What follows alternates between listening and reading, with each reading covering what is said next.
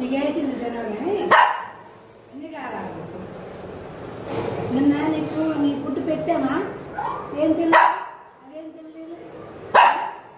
నీకు పెట్టింది తినవా? నేను తిని తింటావా? నేను పెట్టింది తింటావా? నీకు పెట్టింది నువ్వు తినాలి. సరే